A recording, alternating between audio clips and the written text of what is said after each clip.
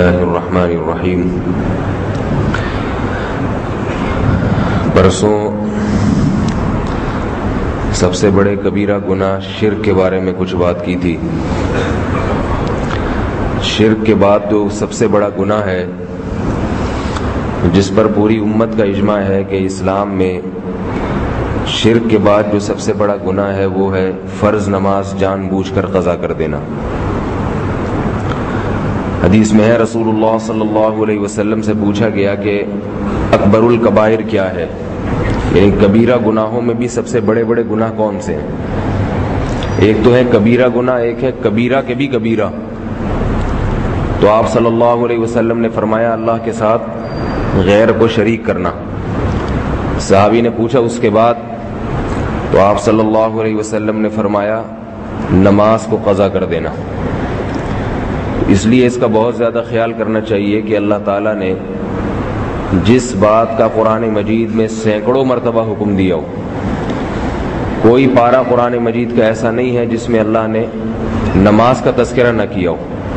اقیم الصلاۃ یقیمون الصلاۃ یہ الفاظ ہیں، تو اس کا اس قدر اہتمام اور اتنی زیادہ تاکید، یہاں تک کہ کوئی گناہ ایسا نہیں ہے جس کے بارے میں کسی مجتہد نے یہ کہا ہو کہ فلاں گناہ کرنے سے انسان کافر ہو جاتا ہے، لیکن نماز چھوڑ دینا ایک واحد ایسا گناہ ہے جس کے بارے میں بعض فقہا کا مذہب یہ ہے کہ نماز چھوڑ دینے سے انسان کافر ہو جاتا ہے۔ امام احمد ابن حنبل رحمہ اللہ تعالیٰ کا مذہب یہ ہے کہ جس نے جان بوجھ کر ایک نماز بھی قضا کر دی تو وہ اسلام سے خارج ہو جائے گا، اس کا نکاح بھی ٹوٹ جائے گا، توبہ کیے بغیر اگر مر جائے تو اس کو مسلمانوں کے قبرستان میں دفن کرنا بھی جائز نہیں ہے۔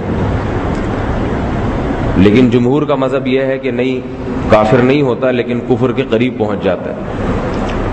پہلے زمانے میں جب بے نمازی نہیں ہوتے تھے دنیا میں، یہ تو اب یہ بدعت چل پڑی ہے، پہلے تو مسلمان ہو اور نماز نہ پڑھے اس کا تصور نہیں تھا، تو اس وقت ایسے واقعات ہوتے تھے کہ اگر کسی بے نمازی کی موت واقع ہو گئی تو اسے مسلمانوں کے قبرستان میں دفن نہیں کرتے تھے۔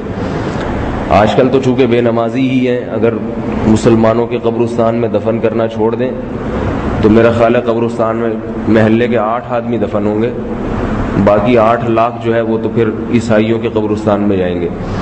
تو اس لیے تھوڑا سا حالات کے لحاظ سے بھی جو ہے نا فتویٰ بدل جاتا ہے، تو لیکن اس میں بہت زیادہ سختی ہے، اس کو آسان نہیں سمجھنا چاہیے۔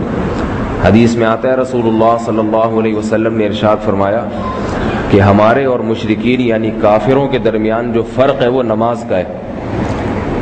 ہر وقت تو چہرے پہ کسی کے نہیں لکھا ہوتا کہ یہ مسلمان ہے یا یہ کافر ہے، تو آپ علیہ السلام نے ایک مثال دے دی کہ بھئی اذان ہوگی، جو نماز کی تیاری کرے گا وہ مسلمان ہوگا، جو نماز کی تیاری نہیں کرے گا اپنے دکان میں کاروبار میں بیٹھا رہے گا وہ کافر ہوگا۔ یہ واضح فرق ہے نماز کے ذریعے، اس لیے اس کا بہت خیال کرنا چاہیے۔ اس کے ساتھ ایک اور بھی حدیث میں جس کو بیان کیا کہ تیسرے نمبر پہ جو جس کو سب سے بڑا گناہ حدیث میں کہا گیا ہے، یہ جو آپ سے عرض کر رہا ہوں نا، نمبر لگا کے اس میں یہ نیت کر لیں کہ ان تمام گناہوں سے انشاءاللہ رمضان میں توبہ کریں گے، کیونکہ یہ چھوٹے گناہ نہیں ہیں، یہ بڑے بڑے گناہ ہیں۔ بڑا گناہ کی تعریف یہ ہے کہ جس پر جہنم کی وعید ہو، جہنم کی آگ۔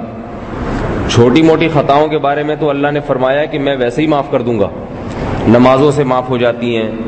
آپ نماز پڑھنے آتے ہیں، فجر پڑھی آپ نے، عشاء سے فجر کے درمیان جو چھوٹی موٹی خطائیں ہوں گی وہ اللہ ویسے ہی معاف کر دیتے ہیں۔ کبیرہ گناہ جو ہیں وہ سچی توبہ کے بغیر معاف نہیں ہوتے، اللہ کا قانون یہ ہے۔